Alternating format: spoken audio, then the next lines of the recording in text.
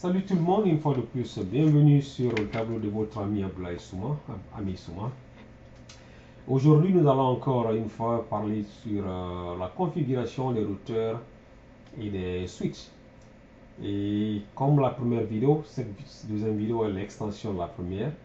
Alors nous allons tout simplement, j'avais préparé ici un petit PowerPoint pour non seulement rafraîchir la mémoire de ceux qui ont eu la chance de regarder la première vidéo, mais aussi donner un petit résumé de ce que nous avons fait à l'intention de ceux qui viennent tout juste nous rejoindre. Alors, comme je le disais tantôt, nous sommes sur la configuration des switches. Et sur la première vidéo, nous avons dit qu'il y a trois modes, si vous voulez, d'accès, de titre d'accès à un switch ou à un routeur. Vous pouvez l'accéder en tant que simple utilisateur. Cela veut dire que vous êtes limité à avoir certaines statistiques, mais vous n'avez aucune possibilité de faire des changements au niveau de l'appareil. Alors le deuxième, on se dit que vous pouvez avoir accéder au switch avec le titre de privilège, avec le mode privilégié. Et ce mode vous donne la possibilité de voir les choses qui ne peuvent pas être à la disposition de celui qui accède avec le titre de simple utilisateur. On s'est dit que pour faire un changement qui va affecter le switch de façon globale, il faut être sur le mode de configuration globale. Alors on parle également des mots de passe, des différents mots de passe qui existent. On peut avoir accès avec un mot de passe codé, et ou bien on a la possibilité avec la configuration, le mode de configuration, on a la possibilité de faire un mot de passe codé, un mot de passe avec, si vous voulez, une formule beaucoup plus difficile à découvrir. Alors, ceci dit, on va repartir sur les différents modes. On s'est dit que la bonne chose avec ce switch, c'est qu'à chaque fois que vous êtes sur une partie, un mode, il y a un signe, un symbole qui vous notifie ou bien qui vous rappelle, si vous voulez, l'endroit auquel vous êtes. Alors, comme vous voyez ici, la switch avec le symbole great, le symbole supérieur, de tout simplement dire que vous êtes dans le switch en tant qu'utilisateur simple. Donc, pour quitter de l'utilisateur simple pour arriver à un mode, à un utilisateur avec beaucoup plus de privilèges, vous avez tout simplement besoin d'écrire enable ou bien tout simplement EN pour comme raccourci. Et dès que vous faites ça, vous allez vous trouver avec le nom de switch qui est, si vous voulez, qui comporte le signe dièse. Ça veut dire aussi que vous avez quitté le mode simple, vous avez maintenant beaucoup plus de privilèges. Et très souvent, cette transition-là, et tout dépend de la configuration que vous allez faire sur le site. Vous pouvez être amené si vous voulez, on peut vous demander de mettre le mot de passe.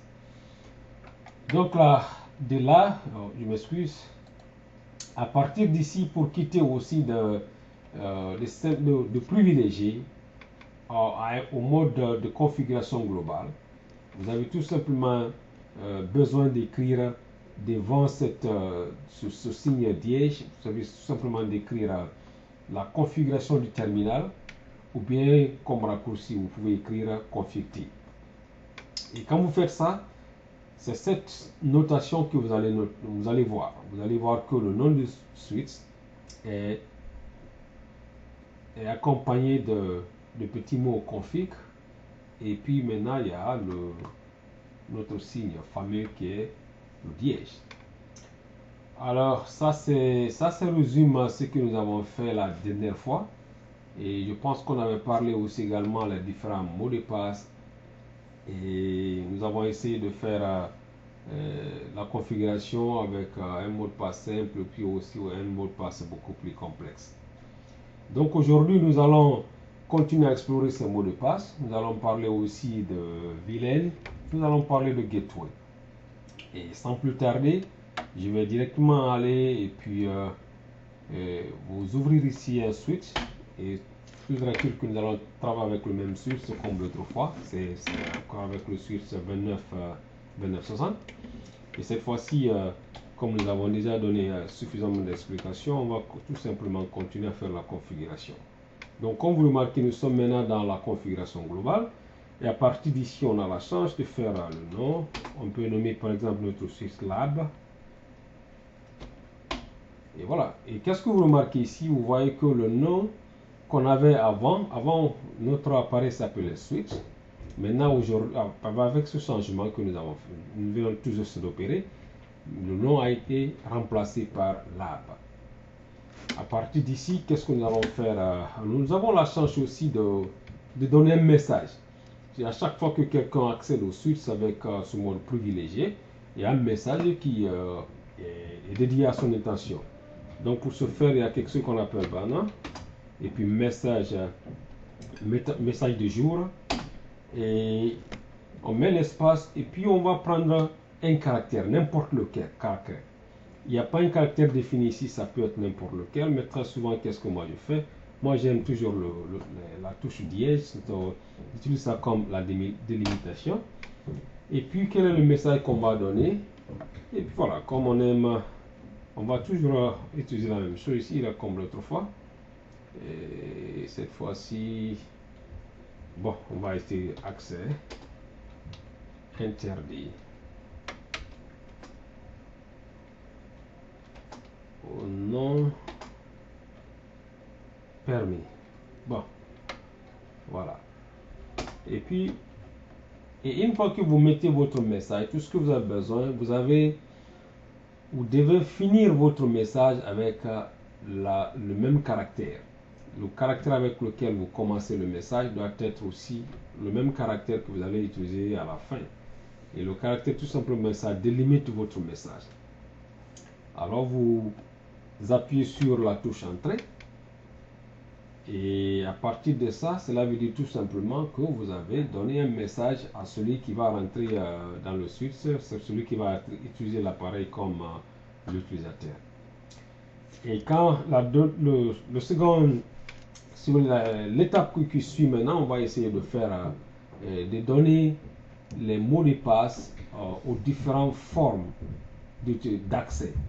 C'est-à-dire, la première forme ici d'accéder, on peut avoir accès au switch en utilisant le console cable, comme on avait démontré l'autre fois.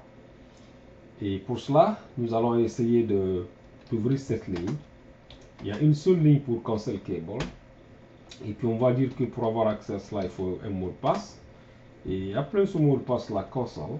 Et on va dire que pour le faire, il faut faire login, c'est-à-dire utiliser le mot de passe et un nom d'utilisateur et puis un mot de passe. Et ceci dit, on peut écrire exit ou tout simplement par raccourci comme je l'ai fait tout à l'heure. Et on va sur la seconde méthode d'avoir accès. On peut avoir accès en utilisant ce qu'on appelle telnet, c'est-à-dire on peut avoir accès à distance. À distance, on peut avoir accès en utilisant le mot de passe et puis aussi le nom d'utilisateur. Et pour ce faire, il y a plusieurs lignes. Comme nous ne connaissons pas le nombre de lignes virtuelles qu'elle a, nous allons tout simplement écrire l'INVTY et puis on va écrire le symbole de la question. Et ceci dit, il nous dit tout simplement qu'avec ce switch que nous sommes en train de travailler avec, le symbole de la question, comme vous voyez ici, là, nous dit qu'on a une ligne de 0 à 15. Donc, si vous voulez, il y a la ligne de 0 à 15 qui est ouverte ici, là, pour avoir accès.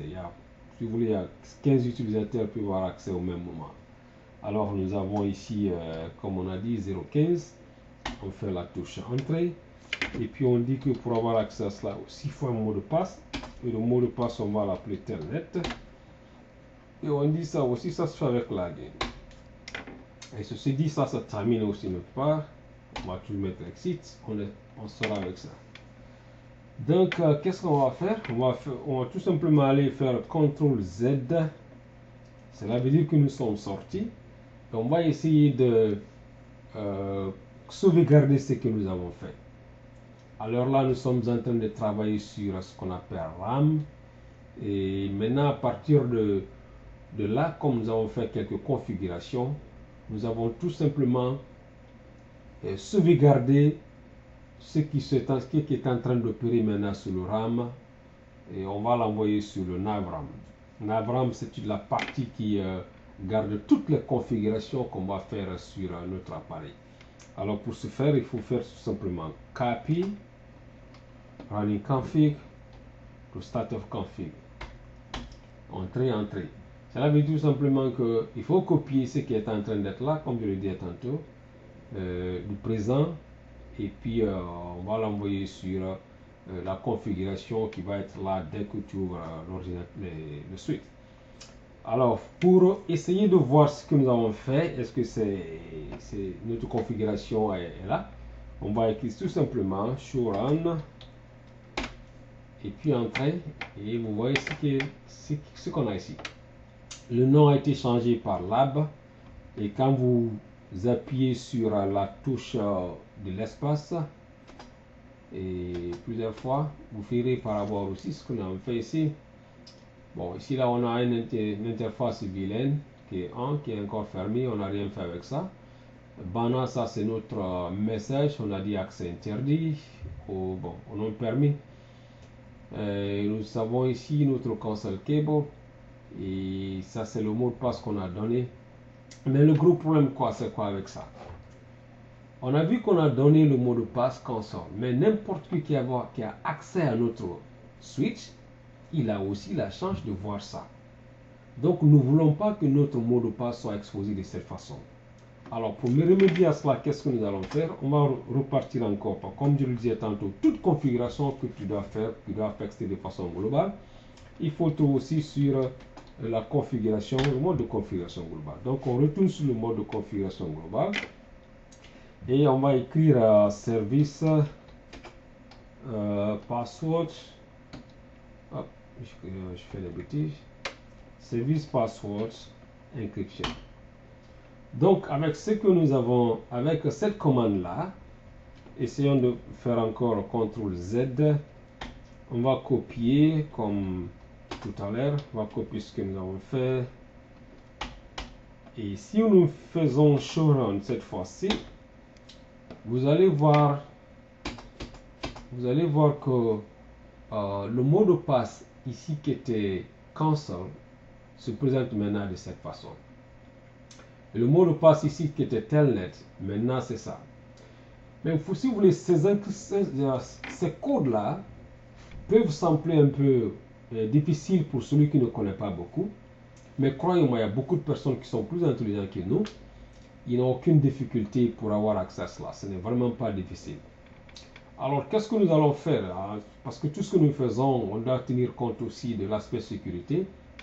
Alors, nous allons essayer encore de pousser un peu plus pour faire un mot de passe qui est beaucoup plus complexe. Et cette fois-ci, on va encore repartir sur config, global config modes. Et au lieu de faire les mots de passe là, on va tout simplement écrire enable secret. Et cette fois-ci, bon, moi j'aime le nom qu'on a écrit. Je vais donner le nom qu'on a écrit comme le mot de passe. Et voilà, ceci dit, on va encore sortir. On fait la même chose à chaque fois que vous faites quelque chose, vous devez encore sauvegarder. On sauvegarde de la même façon. Running config to start of config, ça va vous demander est-ce que vous voulez vraiment que ça soit start of config? On dit oui. Et le oui simplement veut dire entrer. Alors, si nous utilisons la même chose, show run, et cette fois-ci, vous allez voir quoi? Attendez, dès que la première chose, attendez, pour voir le changement que nous avons opéré. Ok. Et cette fois-ci, vous voyez comment on a mis enable secret. Enable secret, là, c'est ce qui est là. Donc, le mot de passe qu'on a écrit, qui était écrit et qui pouvait être exposé si on utilisait par exemple simplement le mot de passe, c'est l'inscription, le codage de ce mot de passe qui est là, comme ça. Ça, c'est qu'on a écrit qui est là. Donc, je ne dis pas impossible parce que bon, c'est un mot que je n'aime pas du tout. La réalité est que je ne le crois pas. Mais il va être beaucoup plus difficile à quelqu'un pour démasquer ce code que si le code était tout simplement écrit plein et exposé qu'on a créé. Donc, si vous voulez, Enable Secrets nous donne beaucoup plus de sécurité en matière de protection de mots de passe de notre appareil que tout simplement un mot qu'en utilisant un mot de passe et puis suivi par le caractère, le mot de passe que vous voulez. Donc ceci dit, on va maintenant directement, on va encore repartir sur notre global configuration. Vous voyez, c'est pas difficile, on va continuer avec ça. Et cette fois-ci, nous allons essayer de donner une adresse IP à notre switch. Nous savons que le switch que nous avons, tous les switches viennent avec un défaut qu'on appelle défaut vilain. Et le nom même, le nom c'est défaut 1, c'est vilain 1. Donc toutes les interfaces que vous voyez, ici par exemple, il semble que nous avons 24 interfaces et toutes ces interfaces-là sont dans un seul groupe, et le groupe là est appelé vilain. On va dire que c'est une bonne chose, tout le monde connaît que cela, mais croyez-moi, et tout le monde veut tout simplement dire que les pirates aussi. Donc, le fait que les gens, tout le monde connaît ça, donc on a passé aussi par d'autres stratégies. C'est pourquoi beaucoup d'administrateurs utilisent trunking et on essaye de faire ces vilains-là, les diviser en plusieurs fois et puis changer le nom de vilain au lieu de vilain 1. Mais ceci dit, bon, c'est pas l'objet de notre discussion aujourd'hui. Nous allons tout simplement partir pour faire la configuration de ce vilain. Et on va lui donner une adresse IP. Et cette fois-ci, bon, qu'est-ce que je donne là? On va être dans la troisième catégorie. Je vais dire 30. Et je donne 33 par exemple. Et je vais dire que je suis... voilà. Je vais dire que je suis dans le bloc size. La capacité de notre bloc, c'est 16. Ça veut tout simplement dire que... nous sommes sur le subnet max 240 et que le maximum d'appareils qu'on puisse connecter avec ça doit être 14 parce que tout simplement 16 quand vous faites la soustraction de 2 et 1 va être attribué certainement au gateway et puis aussi et la dernière va être pour le broadcast. Alors, ceci dit, on a déjà fini de faire cette configuration, donc on va faire Exit. Et on va essayer aussi de configurer le gateway. IP, ça aussi, IP default gateway, 9.5, et 30. Et on va donner 48, oh non, 48, qu'est-ce qu'il dit? Je vais donner 46. Et pourquoi? Et parce que tout simplement, nous sommes sur, ici là, nous sommes sur le subnet de 32. Et 32, cela veut dire que la première adresse, IP adresse qui est disponible, c'est 33. Mais nous avons déjà donné ce 33 là à notre vilain. Et très souvent, la première adresse disponible est octroyée au gateway. Mais il n'est pas dit que c'est la parole de Dieu ou bien la parole d'évangile. Et c'est tout simplement un standard parce que on ne veut pas oublier à cela et on veut toujours avoir ça en l'idée si nous avons à configurer des ordinateurs qui vont être connectés à notre switch. Mais le plus important est d'avoir quelque chose que tu n'oublies pas. Et comme moi je sais que la dernière adresse disponible dans cette catégorie c'est 46 parce que tout simplement après 32 tu vas directement à 48. Et 48 ça c'est le prochain subnet, mais le dernier ici là, le dernier qui est 47 va être pour le broadcast de cette catégorie. Alors je prends tout simplement 46. Donc quand vous appuyez sur entrée, vous voyez que nous avons fait déjà notre configuration de gateway. Alors je dis exit et on va répéter ça plusieurs fois. Copy, running config, startup config. Et quand vous voyez que ça va très vite là, parce qu'il y a la touche tab que je suis en train d'utiliser, c'est pourquoi ça part très vite. Sinon, bon, on n'est pas très bien Et voilà, et à partir d'ici, je vais encore show running config. Vous pouvez, si vous aimez beaucoup écrire, vous pouvez directement écrire show running config. Ça va aller aussi de la même façon. Alors, nous allons voir qu'est-ce que nous avons fait sur ceci. Nous avons le nom. Nous avons ici notre secret. Nous avons aussi les différentes parties représentées ici. Nous avons ici le gateway. Nous avons ici VLAN. Donc, ceci dit, à partir d'ici, qu'est-ce que nous remarquons? Nous voyons qu'il y a un shutdown. Il y a aussi une touche, une commande qui est très intéressante ici. Là. Je vais vous montrer ça. IP interface brief. Qu'est-ce que je vais? Show IP interface brief. Et quand vous utilisez ça, ça va vous montrer le statut des interfaces que vous avez. Et comme je vous disais tantôt, par défaut, les suites viennent avec leur interface déjà ouverte. Donc, il faut fermer systématiquement si vous ne l'utilisez pas. Par contre, les routeurs viennent avec l'interface fermée.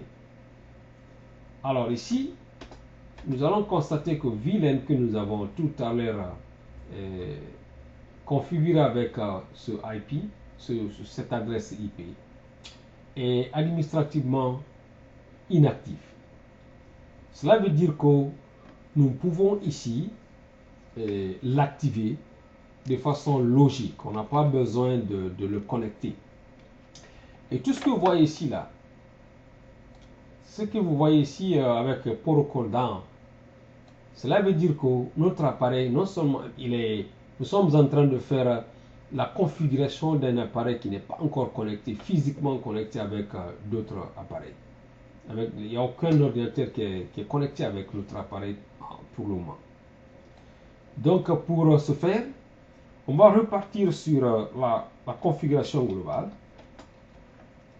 Et on va écrire encore VLAN 1. Et on va écrire no shutdown. On peut écrire le mot complètement ou bien tout simplement raccourci, on fait SH. Et on met sur entrée. Et quand vous faites ça, vous voyez ce qui se passe. Et essayons de sortir encore ici, là, CTRL Z. Et on va encore copier, copy, running config, to start of config.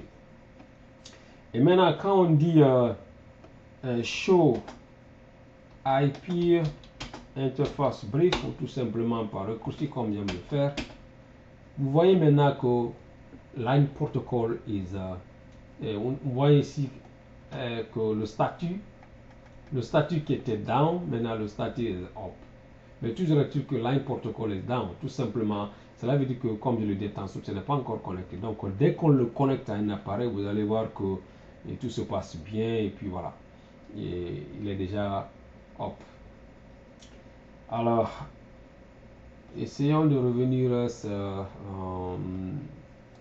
voir s'il y a quelque chose d'autre que nous n'avons pas fait.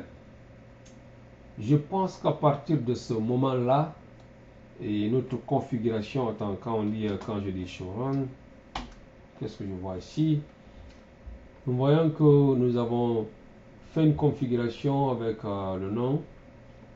Nous avons fait une configuration avec le secret, le mot de passe secret. Nous avons fait la configuration de VLAN qui est là. Notre VLAN est up. Nous avons donné la configuration, le gateway. Nous avons notre message du jour. Nous avons les mots de passe qu'il faut pour avoir accès. Et si vous voulez, en utilisant être connecté de façon locale, en utilisant votre console cable avec l'ordinateur, ou bien en faisant un accès à distance avec Telnet. Nous avons donné les différents mots de passe à cela. Et ceci dit, je pense que notre configuration, notre switch a été complètement configuré en partie. À partir d'ici, là, nous avons une base essentielle pour pouvoir, si vous voulez, le contrôler de façon administrative. Alors, madame et messieurs, ceci dit, cette partie conclure complètement la configuration et dérouler les deux leçons sur la configuration de notre switch. Et il n'y a pas une différence majeure entre le switch et routers en matière de configuration ou la configuration de base. Et c'est les mêmes éléments qui vont contribuer à faire la configuration. Alors, je voudrais me donner le plaisir de vous remercier de tout cœur pour avoir consacré votre temps précieux à la visualisation de cette vidéo. Et si vous trouvez cette vidéo bénéfique, s'il vous plaît, n'hésitez pas de le notifier. Et si vous avez des commentaires et des suggestions, je vous en supplie de me les faire parvenir parce que tout simplement, ça va m'aider à améliorer la qualité des services, la qualité des vidéos prochaines que j'aimerais bien partager avec tout le monde et que je souhaiterais mettre en service et de tous ceux qui voulaient apprendre un peu ou bien à connaître un peu plus ou bien à vraiment contribuer voilà, à la cause des networks. Et une fois de plus, merci beaucoup et je vous retrouve à la vidéo prochaine.